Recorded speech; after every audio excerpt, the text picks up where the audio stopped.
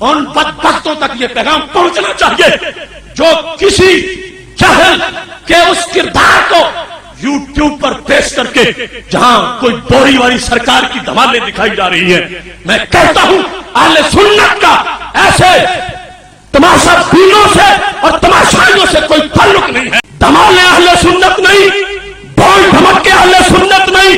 قبروں کے طواف وہ جاہل رافضی کرتا ہے، قبروں کے گرد سجدہ جاہل رافضی کرتا ہے.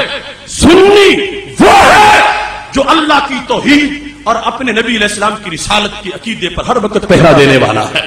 اس واسطے کوئی بدبخت ان جاہلوں کا عمل پیش کر کے اسے ہم پہ نہ تھوپے. ہم خود اپنا مسلک جانتے ہیں. ارے سلسلہ میں ادارہ صراط مستقیم نے ایک اذان دی ہے. پچھلے سال حضرت داتا گنج بخش ہجویری رحمۃ اللہ علیہ کے موقع پر ہم نے ایک ہینڈ بل شائع کیا تھا جس سے ہم نے کہا تھا کہ یہ دربار گنج بخش صحبت انوار ہے. یہاں بھنگیوں چرسوں کے ڈیرے ختم ہونے چاہیے، مردوں عورتوں کا اختلاط ختم ہونا چاہیے، اور یہ عرس کے موقع پر بھنگڑے ڈانس کنجریوں کے جو وہاں پہ پروگرام کیے جاتے ہیں بہر بازاروں میں ختم ہونے چاہیے. ہم نے اس لو اور تپس کے اندر چھولے ہاتھ میں پکڑے ہیں. یہ ہمارے آستانے ہیں. ہم کسی بدبخت کو یہاں اپنی من مانی نہیں کرنے دیں گے.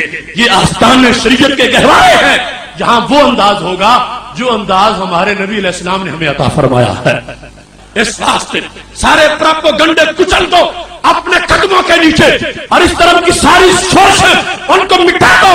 یہ پیغام آگے پہنچے گا، اور اس سلسلہ میں اہل سنت کو سنجیدگی سے یہ سوچنا چاہیے. یہ اس طرح کی جو بوری والی سرکاریں ہیں ان کے خلاف ایک راست اقدام یہ ہونا چاہیے، اور یہ بتانا چاہیے کہ ہمارا ایسے درباروں سے کوئی تعلق نہیں ہے، اور ایسی سرکاروں سے کوئی تعلق نہیں ہے. ہمارا اس سرکار کے ساتھ تعلق ہے جس کو نبی علیہ السلام کی غلامی کا پٹا گلے میں میسر آیا ہے.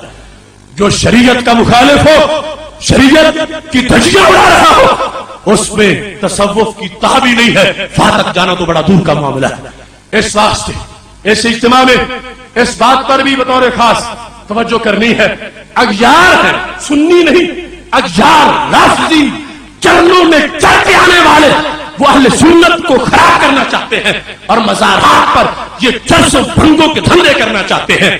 ہم اپنے مزارات جو بزرگوں کے مزارات جو مراکز انوار ہیں اور مراکز تجلیات ہیں، ہم وہاں بھنگوں کی بو نہیں چاہتے، رحمت کی خوشبو چاہتے ہیں.